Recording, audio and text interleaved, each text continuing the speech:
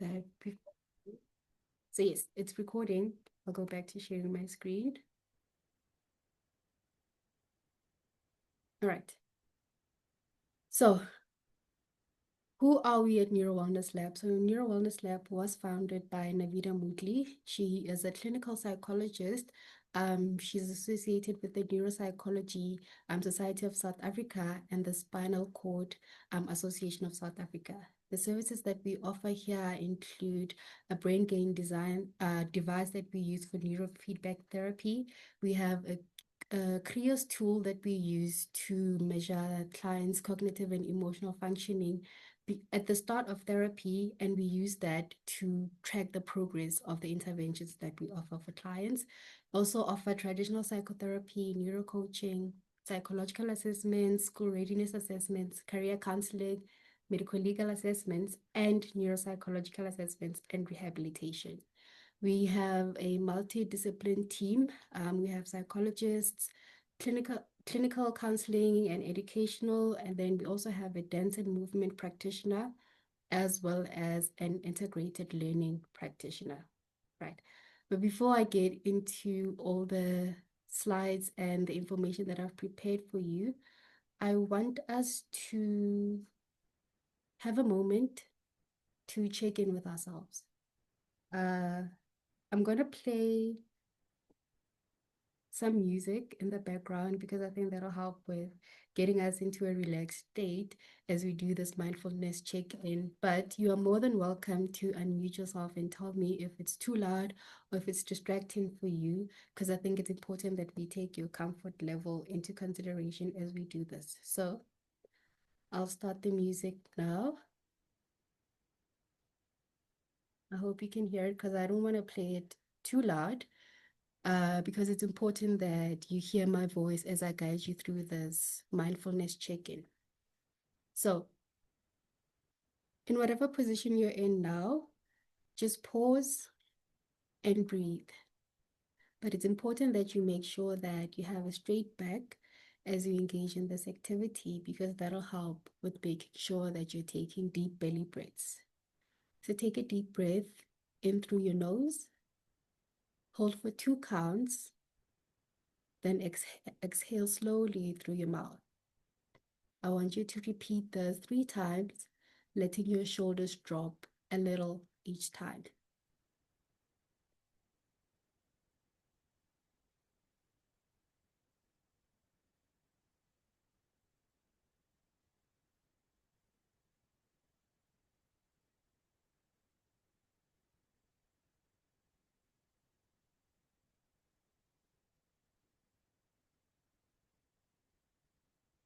Now, I want you to name 3 things silently to yourself. The first thing is I want you to name 1 thing you see, 1 thing you hear, and 1 thing you can feel. Can be physical or emotional, but what's important is to let each observation be neutral. No need to judge or fix it. Just observe.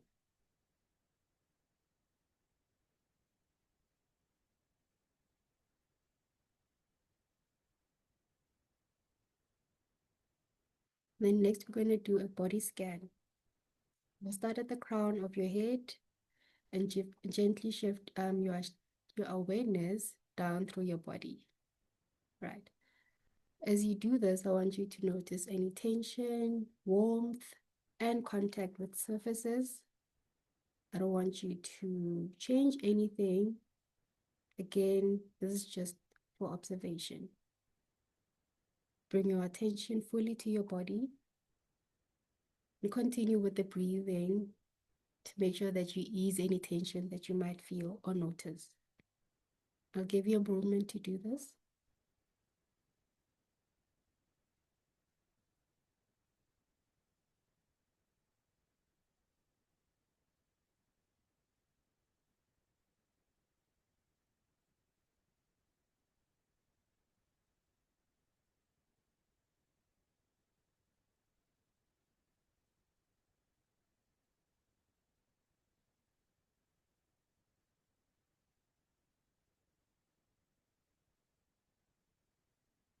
You might notice yourself getting distracted. You might notice thoughts coming into your mind as you engage in this activity, but just observe them as well and gently let them go and bring your attention back to your body as you scan from the crown of your head all the way down. As you breathe in, tighten any muscles that you feel tension at. And then as you breathe out through your mouth, relax. You can do this as many times as you feel like you need to in order to make sure that you get the level of relaxation that you feel comfortable with.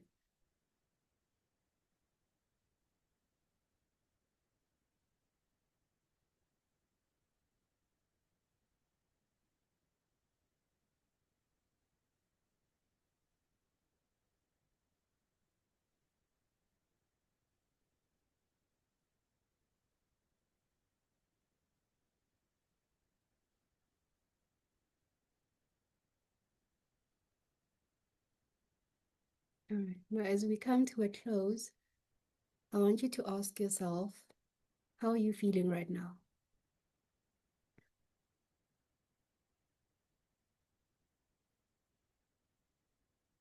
And after you get the answer to that question, based on how you're feeling, ask yourself, what do you need?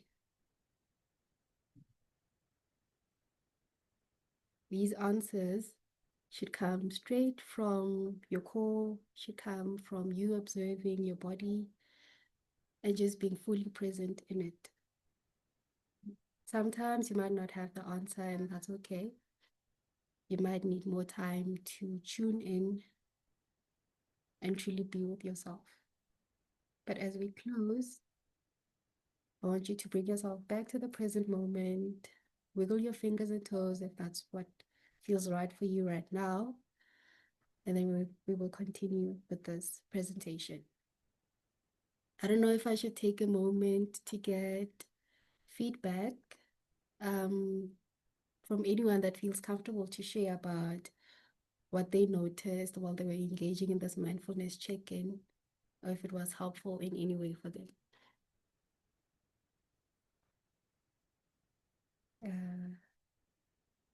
I'll just open the screen again. Okay. Would anyone like to share how they experienced that?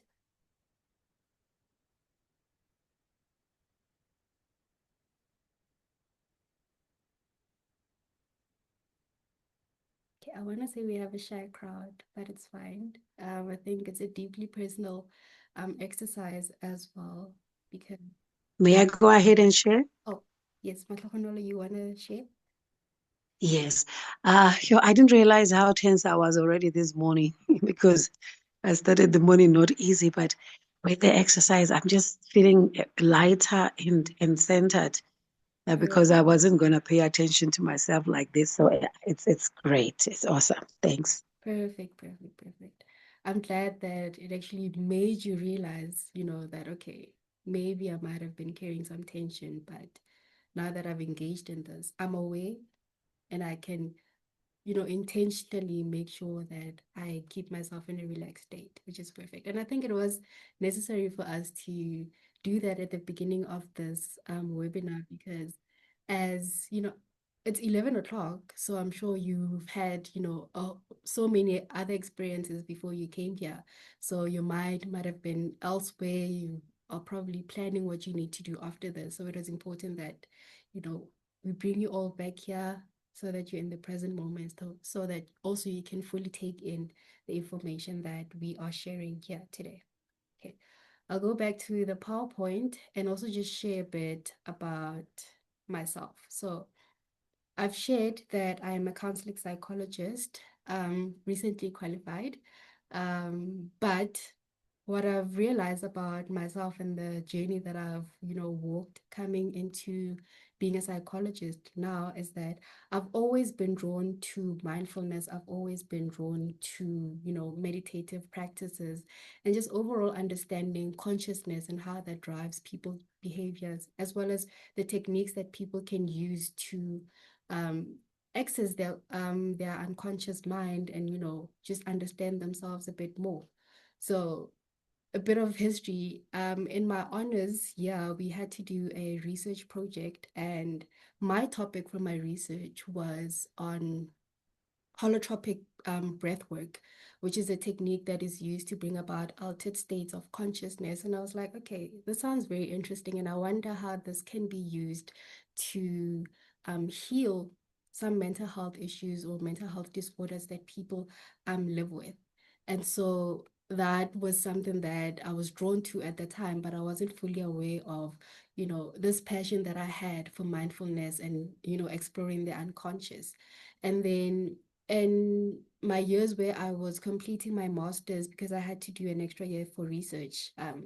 If you're a psychologist and you're here, then research is a whole other thing. So I had to, take a year to complete my research. But in that year, I think something just spoke to me. I'll just say I was drawn into a space where I felt the need to offer mindfulness and meditative classes to other people, because I had been meditating myself for a while, and I've seen the benefit that that had had over my overall functioning. And I thought, okay, I was surrounded by students. I was in a student environment, and I know the kind of stress that students experience, but not only mental, but also how that can take a toll on their bodies physically. And so I started aerobics and meditation classes where we would meet once a week on Saturdays, and we would just build community, heal together, heal the mind and the body. So we had this beautiful initiative that we did that I was very proud of, but I didn't do it by myself. I had friends that I had made at the time, that one was an aerobics practitioner and the other was a yogi. So we brought all of these skills and knowledge that we had together to offer the service to other people. And I will say the feedback was quite good. And I'm very proud that we actually took the step to offer that great initiative. Right. But enough about that. I think as we get into understanding mindfulness and meditation, it's important that we give credit where credit is due. And I think the origins of these practices, we need to acknowledge them, because it is a huge disservice if we use practices but you don't fully understand where they come from, and acknowledge their roots, right? So the earliest recording that I could find of the practice of meditation and mindfulness was in Hinduism in 100 in 1500 BCE, right? And this was traced in the Vedic traditions of ancient India.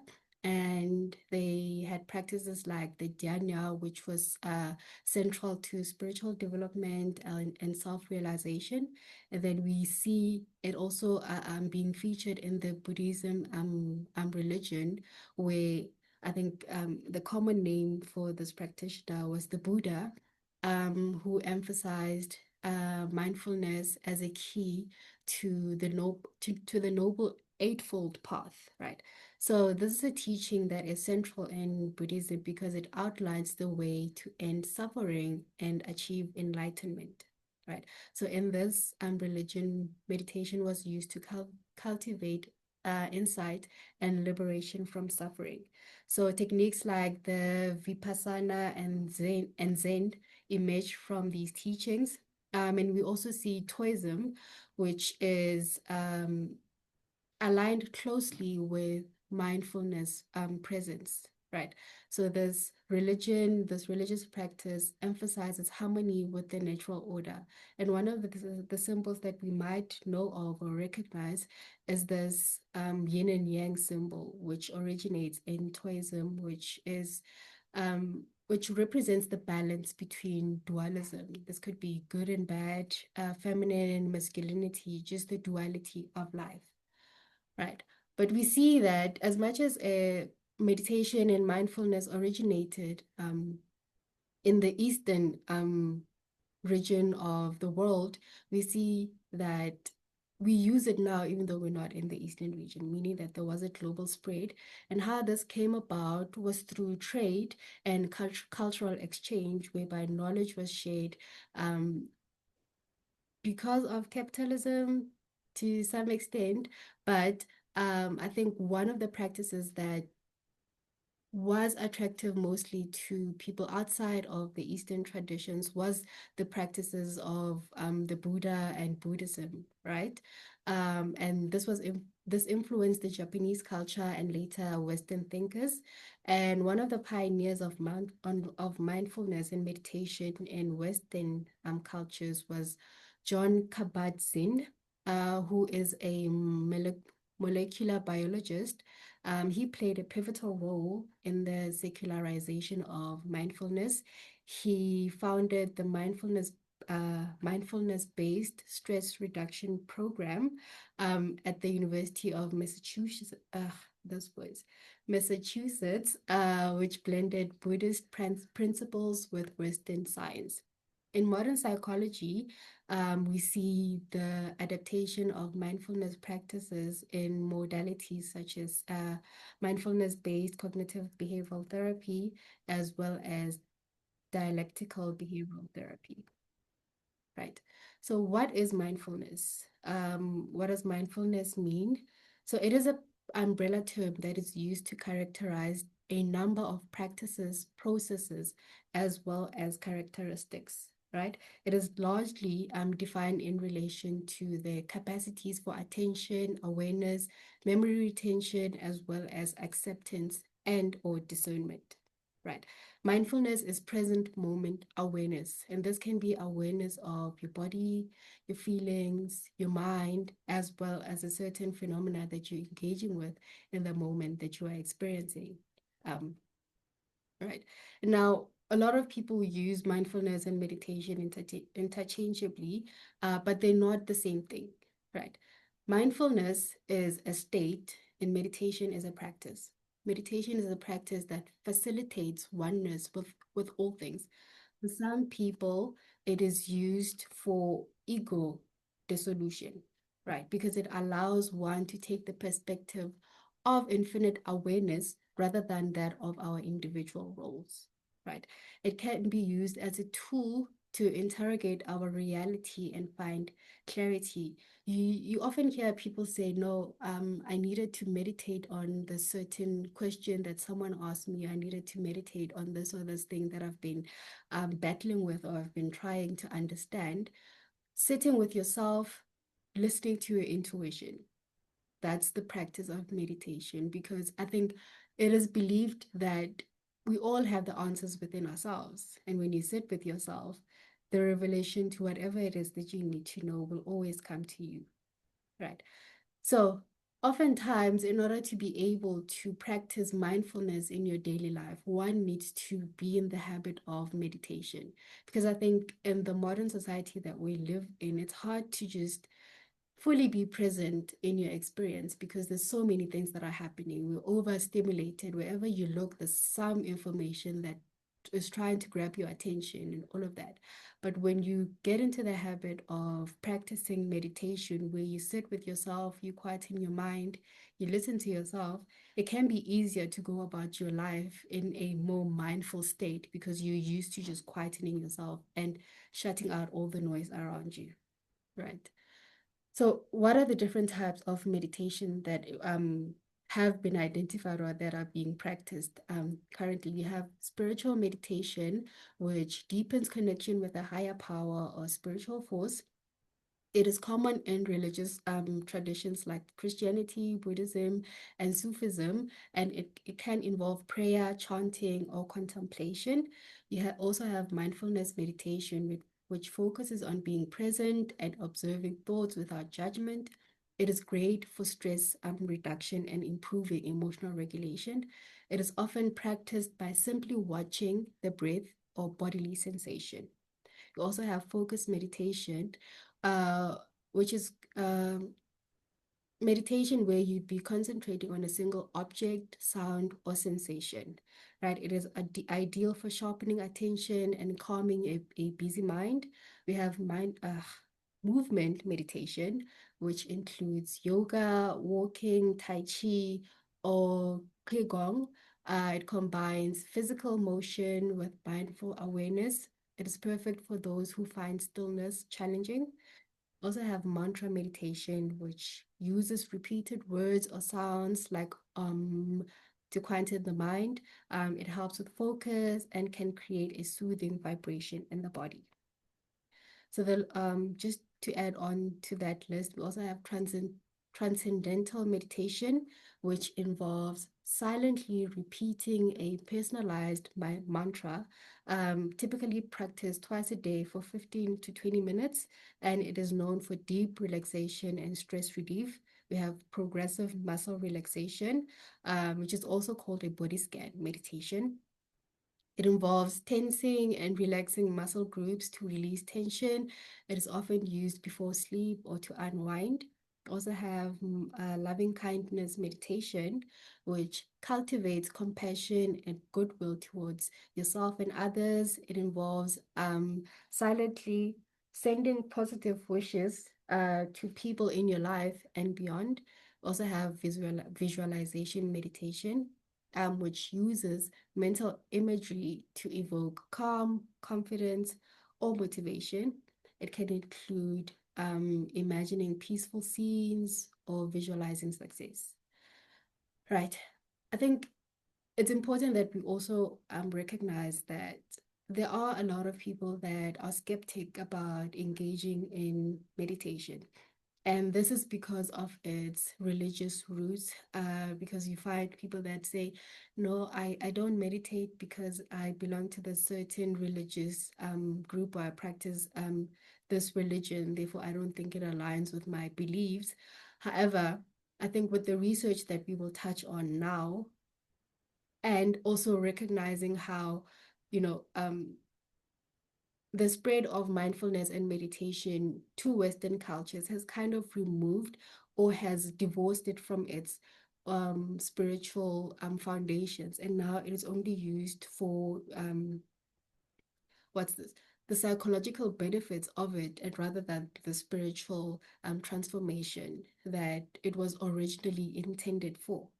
Right. So as we looked at the different kinds of meditation, there's different kinds that have different kinds of intentions in them. If you are just someone that feels a lot of tension in your body and you need something that it's going to help you relax a bit more, then you have the progressive muscle relaxation one. If you struggle with stress, you have transcendental meditation. So I think the intent behind why people meditate is very important, because some people, yes, still use it for religious purposes.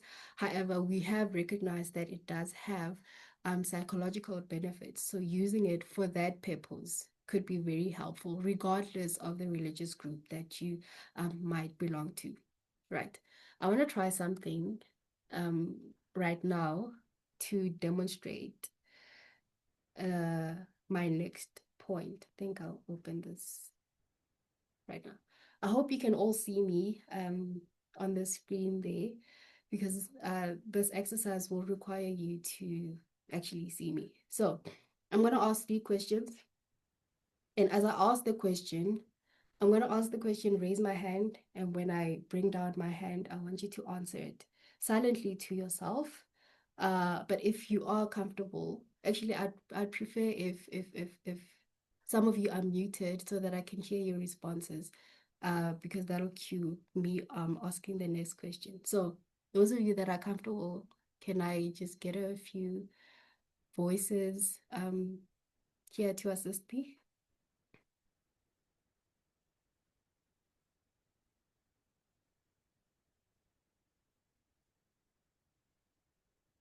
The questions won't be tricky. It's just a yes or no question. I think maybe I needed to clarify that. So I'll just raise my hand. When I put my hand down, you say yes or no. Do I have a volunteer?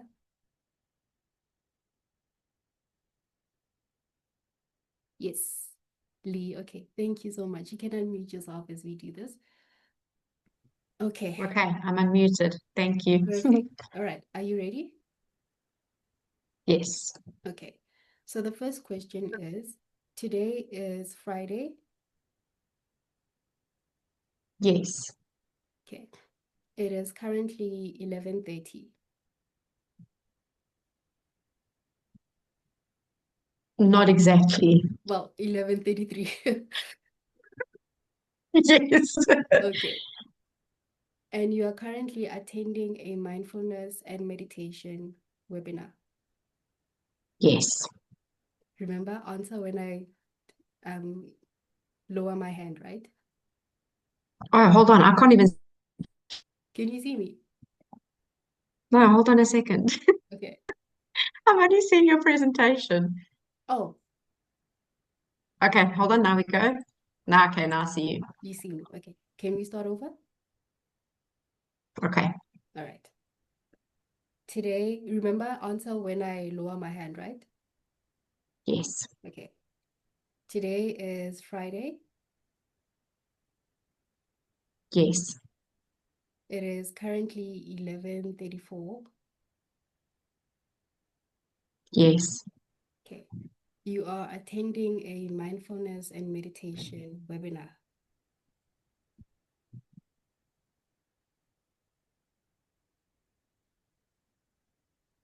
yes. Okay, perfect.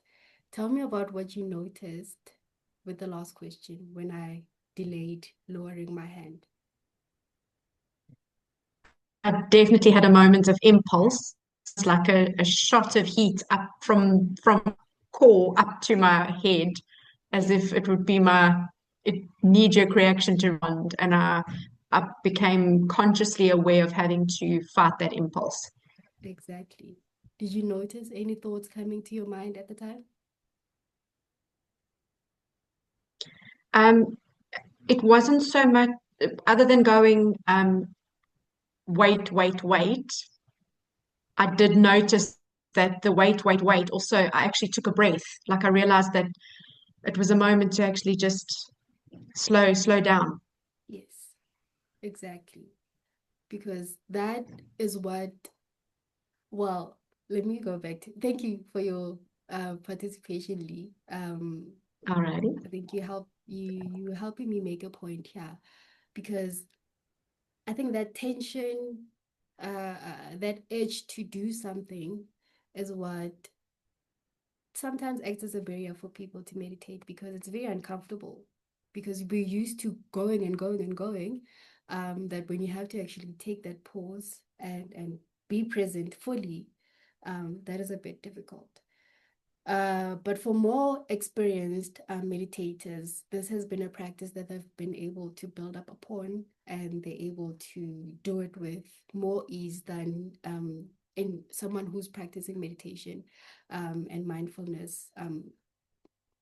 Well, newly, if I could use that word, it might be a bit of a struggle for them.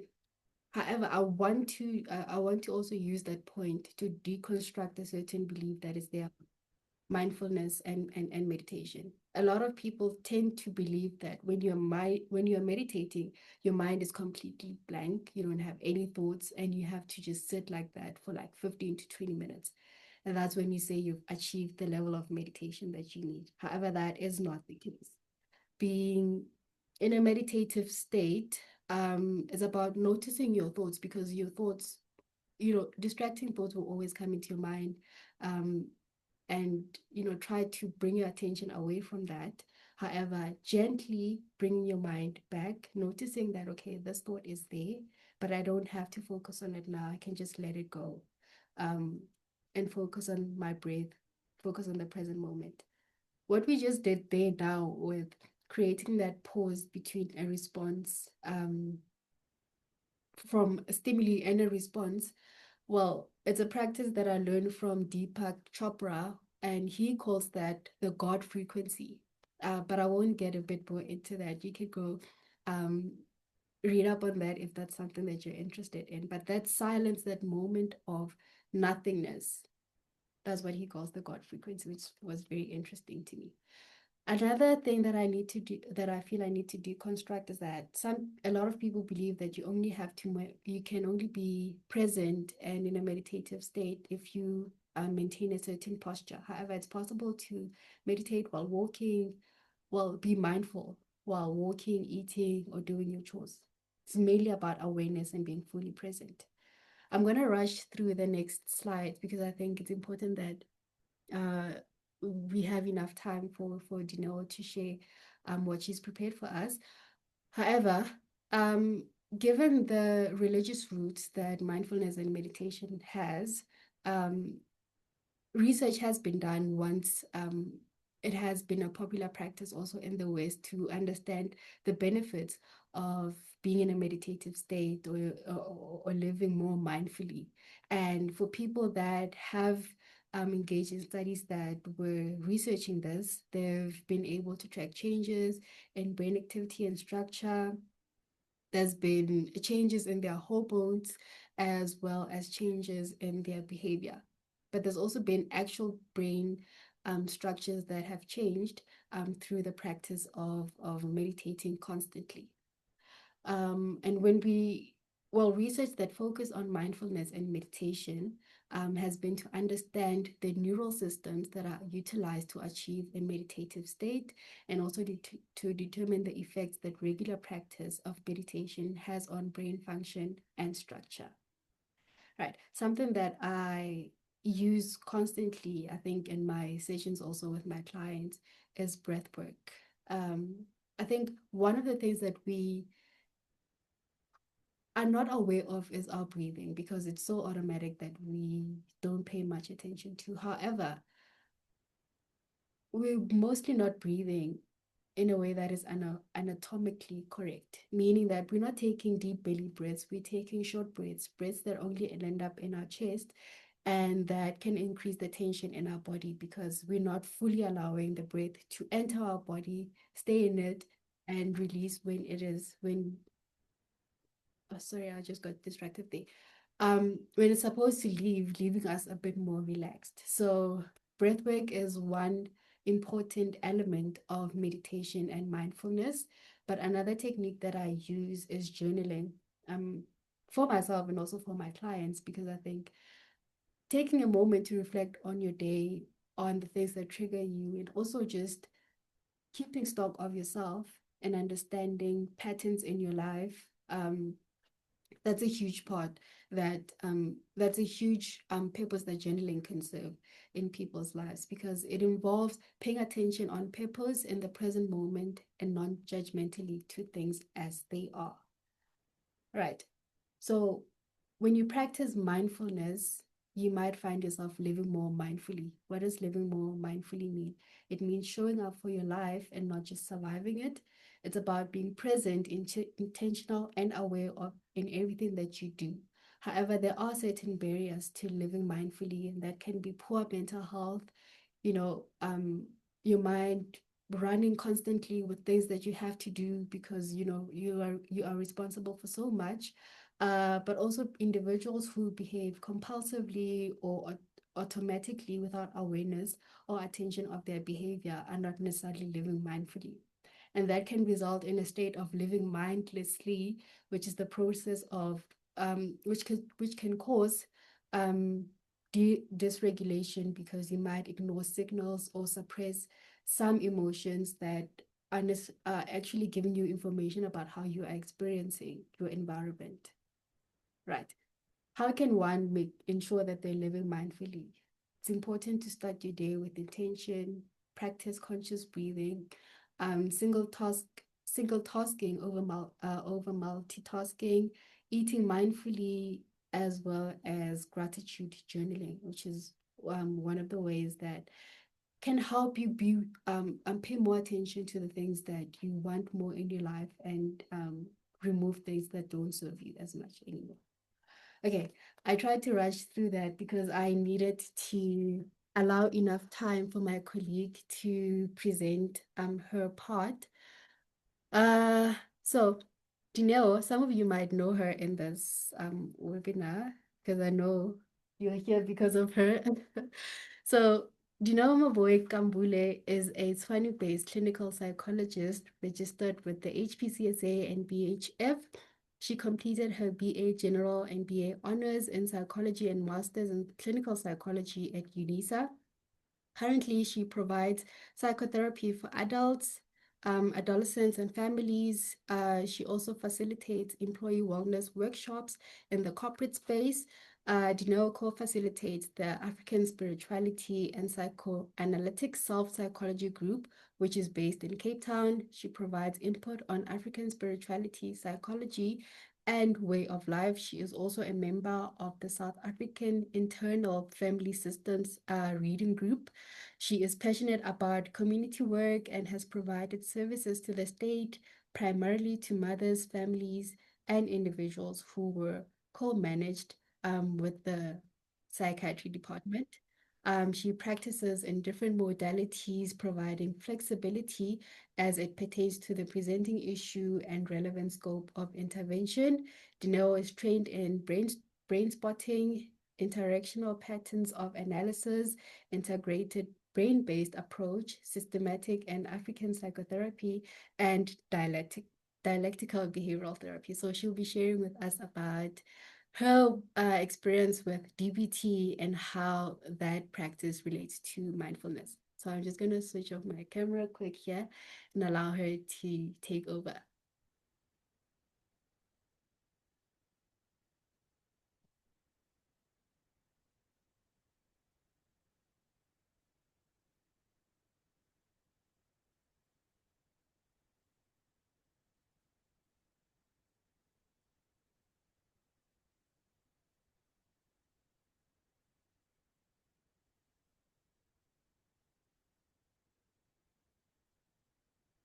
All right.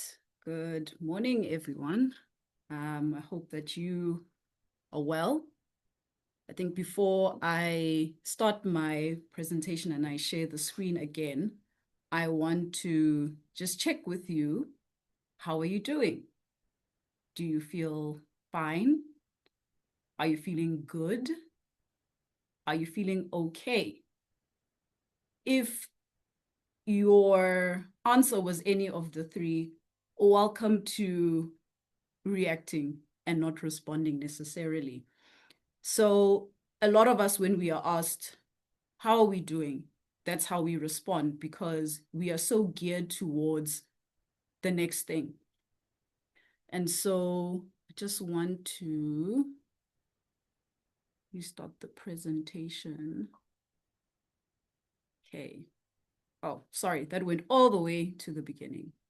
So let me get back to my portion. So because specifically we're looking at mindfulness as it pertains to DBT, which you've heard it stands for dialectical behavior therapy, I'm going to give a brief overview of what DBT is, and then I'm going to relate it to living your best life possible. And what does it actually mean, practically speaking, when we talk about living your best life possible? And then there's a question around, am I in my wise mind? And then, of course, because we are in a country where DBT was not developed, it's important to have a look in terms of how it relates to our lived experience. So DBT is something that I personally encountered when I was a lay counselor at Lifeline. Of course, some of you are colleagues in the profession and you are aware of how stressful and anxiety-provoking the whole process is to even get into the MA program.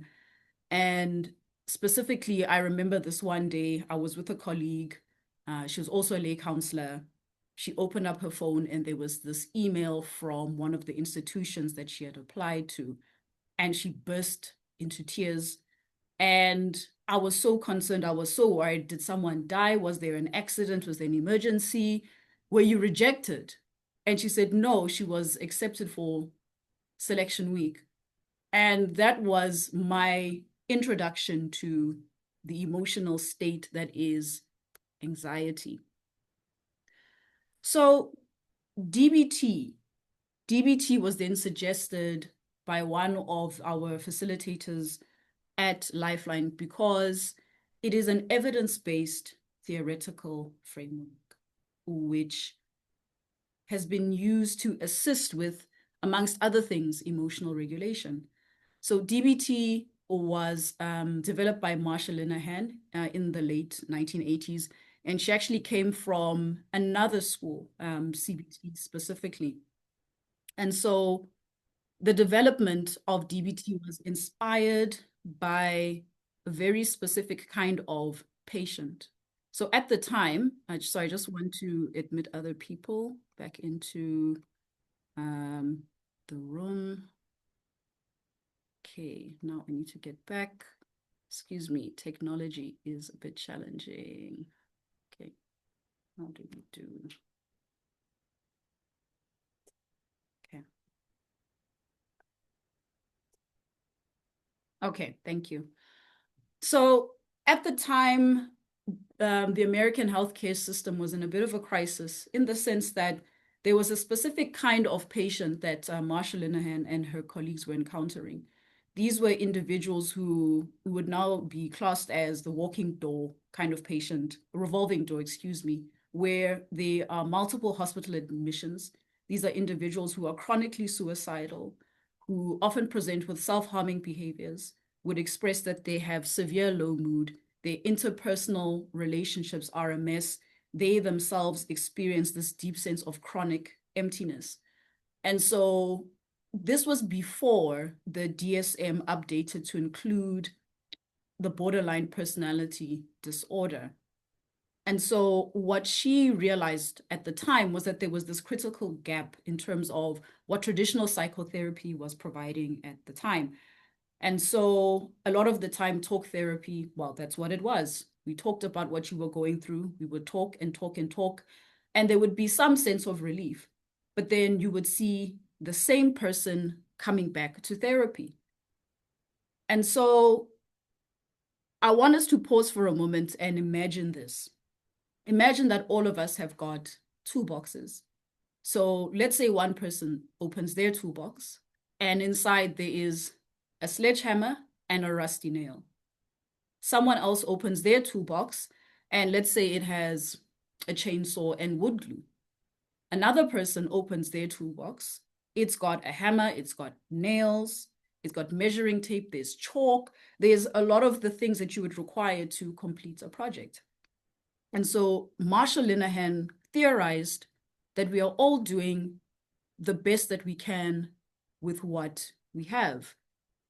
However, if we are to benefit from therapy, to get the best out of our time spent in therapy, there are these two things that we need to consider.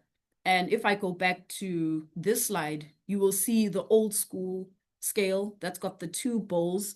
And then ultimately the aim is for everything to balance out. So that is what we call the dialectical. It is these two things or these two opposing forces that are coexisting at the same time, that are held in tension against each other. So in psychotherapy at the time, with that specific population of patients, the focus a lot of the time was getting them to change. You are presenting with these self-harming behaviors and you must change.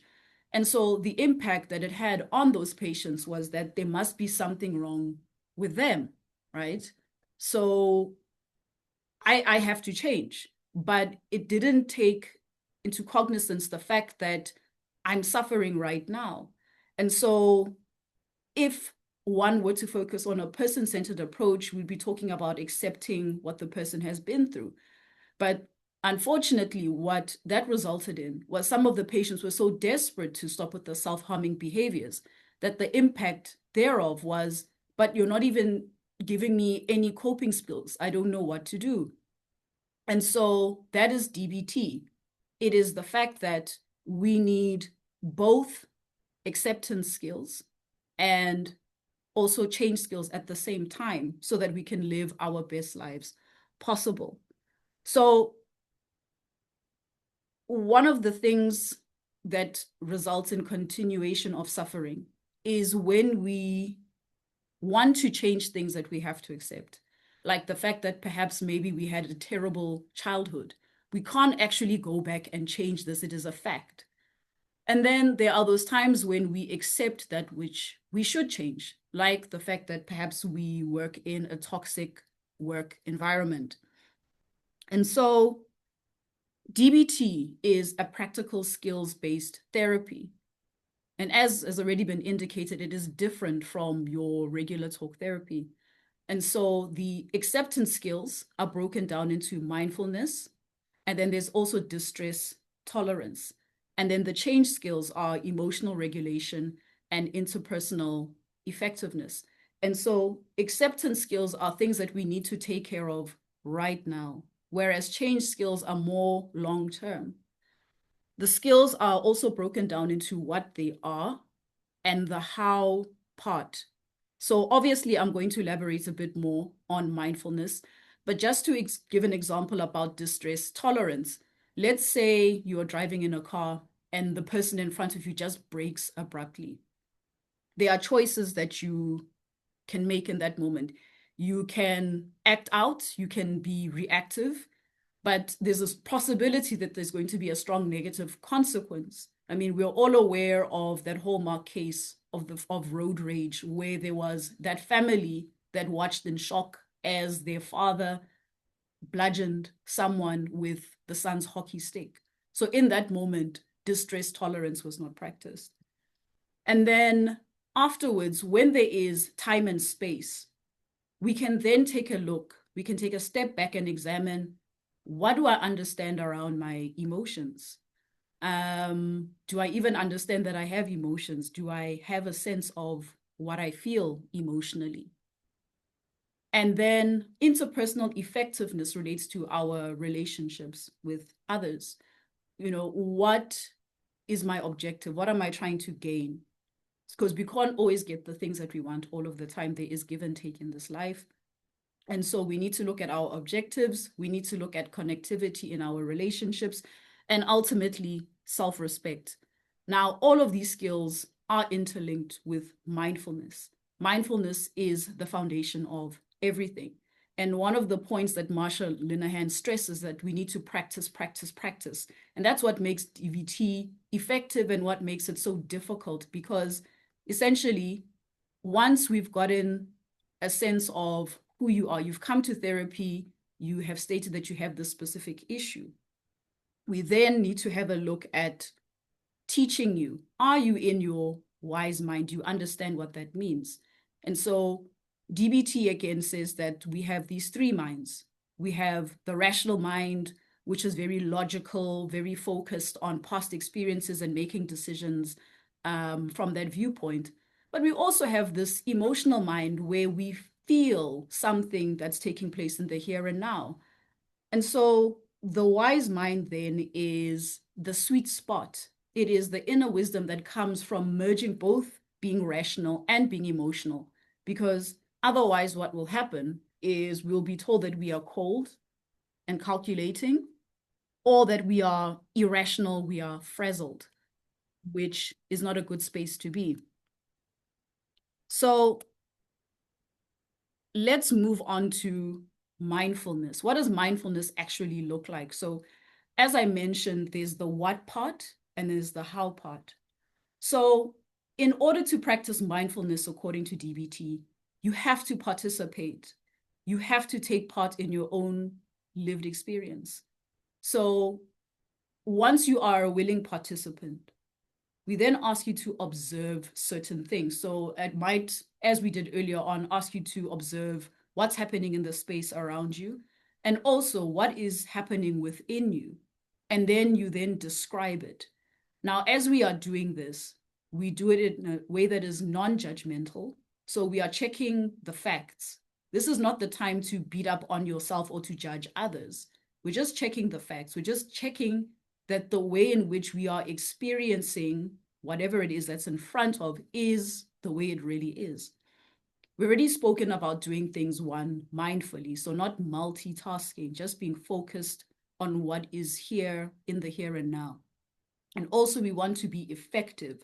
So if you didn't sleep well, you haven't eaten, if you are distracted, then it means your capacity is limited.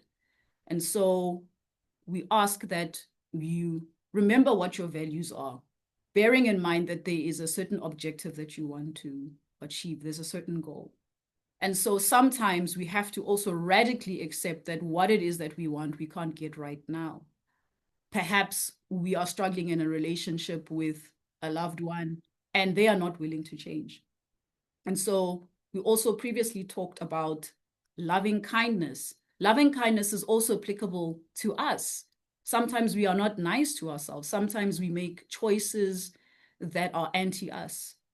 And so sometimes we really have to push through the discomfort. We have to push through the impulse to keep doing the things the way that we always have been doing them. And so we might ask a person to do a half smile. So you're not smiling like you would if you were happy, but just a soft smile to bring about that state of willingness. And other times you might notice that your hands are clenched into a fist. We then ask you to open your hands so that you're willing to receive. And so there's also the difference between open-minded attention. That's what we do in which we are assessing what is happening in the external environment as well as within. And then we also talk about narrow focused attention, where perhaps we are focusing on our breathing, for example. Now, I've been talking a lot about feelings. Sometimes we have to assist our clients, our patients, ourselves, in fact, because DBT is for everyone. It's not just for those who have a mental disorder, who have mental illness. All of us experience stress, for sure. So sometimes we struggle with identifying what is it that we are feeling right now. And then we have to differentiate an emotion, such as sadness, from a sensation, so feeling tension. And then we also have to consider our thoughts, because things don't just happen randomly. A person isn't just triggered, for example. There is always some sequence of events that takes place. And so part of DBT as well, which really involves mindfulness at another level, it involves doing what we call a behavior chain analysis, where we take into consideration everything that is happening, because a lot of the time people will say that they just snapped. However, if we go back in time, we can see that a person didn't just snap. There were a number of precipitating events, and then ultimately there was this event that prompted the action that has these long-lasting outcomes. So I also just wanted to quickly touch on cultural considerations, as I mentioned, because DBT is an internationally founded theoretical framework. And so in the Cape Town Self-Site group that I belong to, where we discuss psychoanalysis as well as African psychology and African spirituality, we are mindful in terms of our applications and how we present to our clients and patients within the therapeutic space. And also for myself, in terms of my master's research, I focused a lot on our country's legacy of colonization and apartheid on the uptake of psychotherapy. And so when we apply concepts, when we apply theories such as mindfulness, all of this needs to be contextualized, and it needs to be made relevant to our clients or patients, especially those who were previously disadvantaged or historically oppressed. And it actually might mean translating terms into the relevant lexicon or language or culture. So we also need to think about the fact that English isn't everyone's first language. I was reflecting on being a Sotho speaker, that the word for feeling is the same as that of hearing, so we then have to elaborate. When I ask, how are you feeling? I'm asking, what are you hearing? And what is it that you are experiencing within yourself, both in terms of your physical sensations as well as your emotional expression? We also need to consider the fact that some individuals are not allowed to express themselves. and then they present with psychosomatic complaints. So it is a process of softening. It is a process of opening up so that people can get the full benefits of mindfulness. And then for some, we have to translate mindfulness as meaning listening to oneself. Because if we are not mindful, if we're not paying attention, we can get into a lot of trouble. We can experience a lot of hurt and pain. If we are distracted, for example, we can get into, let's say, a car accident if you are busy scrolling on your phone. So mindfulness, as was said, isn't necessarily related only to a religious or a spiritual practice. It is about being fully present in the here and now. What I also found interesting was a term that I encountered in one of the readings, the Answer Storybook by Noklinda Mkhize, the concept of ukukuthala, which is deliberate and purposeful engagement of work or chores. I'm sure you might know of those aunties who they can clean the whole day. They are just in the zone. They are in an element, a deep meditative state, in fact. So, of course, we can talk more about how we can apply DBT or mindfulness within the South African context, but now we've actually gone over the time. And so we have our reference list for you to have a look at if you wish, but I think now we should open up for questions.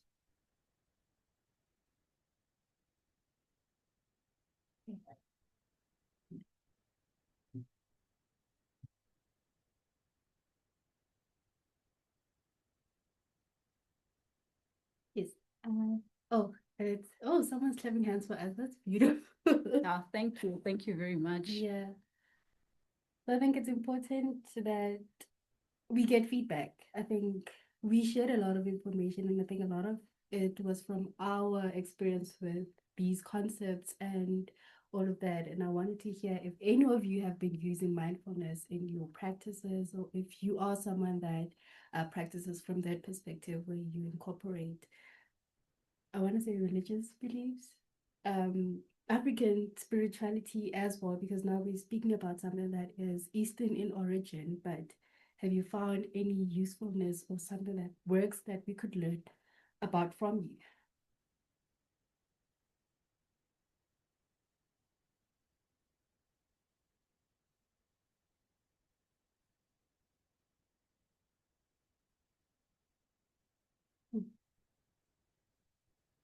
Okay.